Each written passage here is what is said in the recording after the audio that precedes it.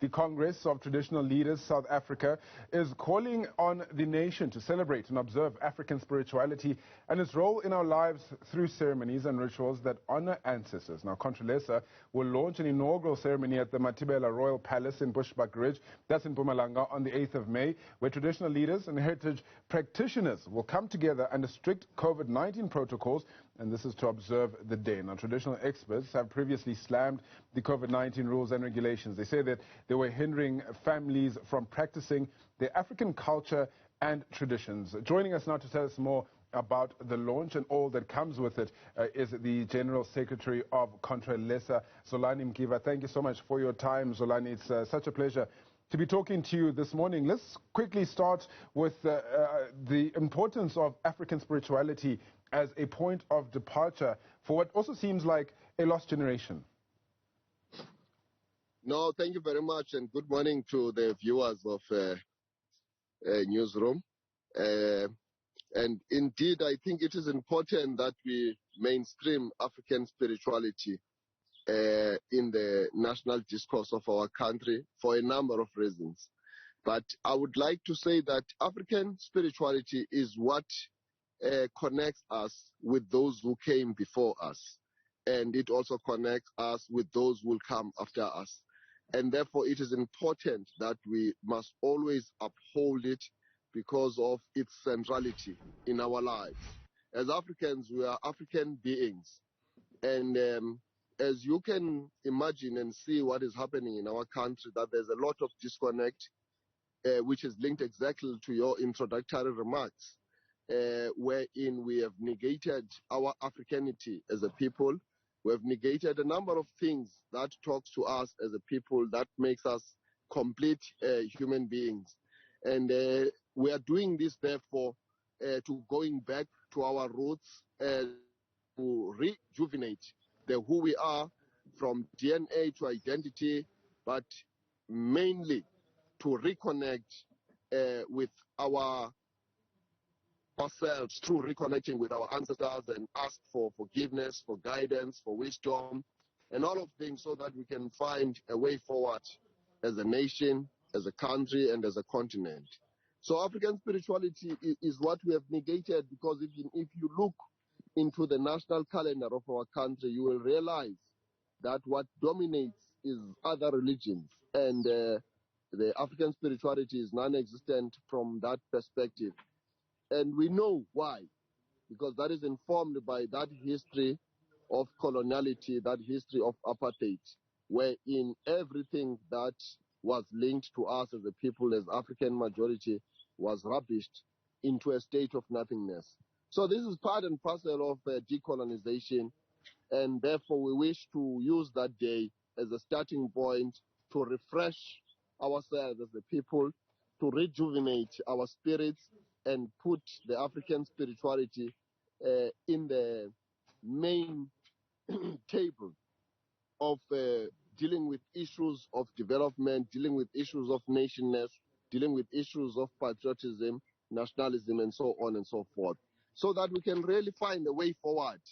Because if we are an incomplete nation in terms of our spirituality, that's why you will see a lot of violence still there, people killing each other in a manner that is very brutal, the attacks and the leadership at each other's throats. All of those matters are because our spirituality has been negated, and we think that it is time for us that it plays a role in the running of our lives, in the running of our society, and in the governance of our own countries. Of course, there's a lot of work that needs to be done when it comes to debunking the negative image that African spirituality has, and as you mentioned, those various reasons, including colonialism, as to why that has happened. But let's talk quickly about, one of the biggest so-called sore topics when it comes to African spirituality, and that's the slaughtering. I know that you are looking to slaughter an ox on the 7th of May. There was, not so long ago, a sheep slaughtered on Clifton Beach as well, if you'll remember. What's the, what's the importance of slaughtering an animal in African spirituality?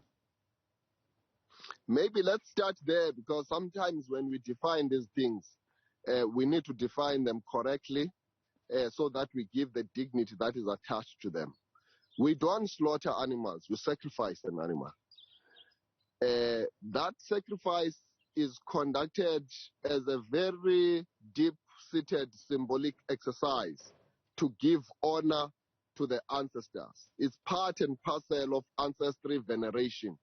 When we spill the blood of that particular animal, it is to sacrifice for all the sacrifices that they did for us to be where we are today in this context. And therefore, it is through that blood that we connect with them as this current generation, so that as we communicate with them, the blood of that particular animal is that connection line. So I am saying that it's more symbolic, it's very linked to the spiritual world, because that animal must actually respond when we speak to it on that day of the 7th. So I think if we give dignity to these matters and define them correctly, it's not slaughter, because that is done in a very, very dignified way. It is not meant to brutalize the animal. It is done by someone who is an expert, who knows how to deal with that. And therefore, the handling of the animal itself is done in a very humane way. So as you say, we will do that on the 7th, because it is part and parcel of our custom to do this. Whenever we do a ritual ceremony or a customary ceremony or a traditional ceremony, we give thanks to our ancestors by sacrificing one from our livestock to ensure that we salute them in a special way, in a way that is informed by where we come from. So some of these things, you can't really explain them, particularly in English, and because they also have this sacred attachment that is linked to them. You don't reveal everything that is sacred about your culture to everybody who also has nothing to do with it.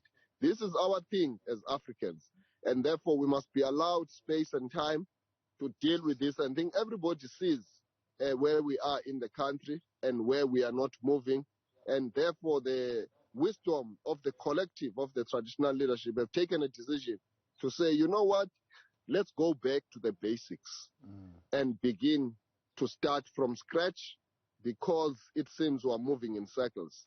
Perhaps there is something very important and significant that we didn't do. It's time for us to take a corrective measure and ensure that we communicate with our forebears, with our forefathers and foremothers, so that they can be part and parcel of us as we resketch our roadmap into the future, into the total emancipation of our country. There are many things, my brother, as you can see in the country, and therefore this must be seen in the good light. I think the good thing is the positive response which we have received from across the length and the breadth of our country. Many of our people can be seen that they have a disconnect, and they have welcomed, therefore, this clarion call and the establishment and the launch of the Ancestors' Day, because they know that there is now a great possibility for a healing of a greatest magnitude which has not been seen.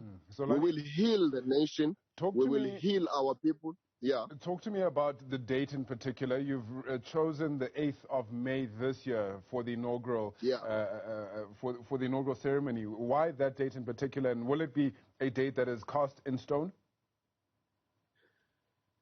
Ideally, we would want that date to be cast in stone, and we were looking at the 1st or 2nd weekend of May.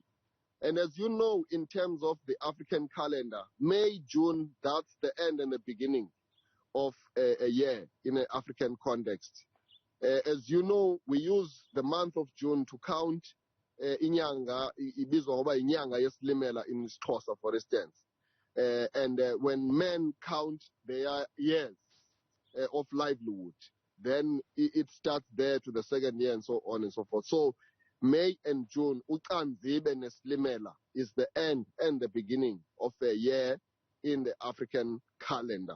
Those are some of the things that we mainstream. When you decolonize a nation, you pay attention to detail, and therefore our decision to choose that time of the year is informed by that history, which is pre-colonial, and the intention is to speak in volumes to say that you are going to be taking a particular path of decolonization, and therefore beyond the 8th of May, the anointed day, there's going to be a lot of programming and projects which are linked to this, which are going to canvas our people to go back to their roots and begin to mainstream indigenous knowledge systems and all of those, so that our African spirituality does not just become a ceremonial thing. It must impart even in the policy making of the country. It must impart in the programs that are unleashed by government as other players in the civil society. So it's a wholesale exercise that we're going to see going forward. We have taken a decision that we must be at the center of the management of the national question. Now, that is where we are. Speaking to that policy, Zolani, how far are you along with the process of getting this day to be cast in stone as a public holiday in South Africa? The motion is now in place. What we are doing is to put lotion into the motion so that it can get speed. So we are going to be consulting in all corners of society and canvassing our people, and we're taking a decision to do a petition wherein we'll be calling upon the population of the country after the date of the 8th to put their names and the signature behind that petition, so that we can petition government, we can petition the Constitutional Court, we can petition Parliament and all powers that be to say, here is a referendum in the form of a petition signed by our people. Our people want this day to be a public holiday, and I am confident that it will become a public holiday very soon. It will not take more than 3 years to do that. We are counting that from the 3rd or 4th year, the government would have gazetted the Ancestors' Day, Imini Yamadlozi Usuku Lwezinyanya, as an official public holiday. It will not just be a day for people to go and chill and do things that are outside the realm of our Africanity. It will be a single day wherein all of us, we must observe it in unison as a collective and speak to our ancestors and salute them for all the sacrifices that they have done over the past, including fighting wars of dispossession and wars of resistance, and including the liberation struggle, including what needs to be done now in order for us to find a way forward so that we can retain land and restore land to the hands of the African majority, including the wealth and the economy of our country. Because without those, we are still languishing in slavery and underdevelopment. So those are the things that we'll be dealing with. I thank you so much for your time this morning, Zolani Mkiva. Important developments coming from Contralesa there as they look to essentially make usuku wezinyanya imini yamadlozi a thing. The 8th of May is when the inaugural ceremony will be, where our African spirituality is celebrated, and perhaps in the not too distant future, according to Zolani in particular, it will become a public holiday in South Africa. All right.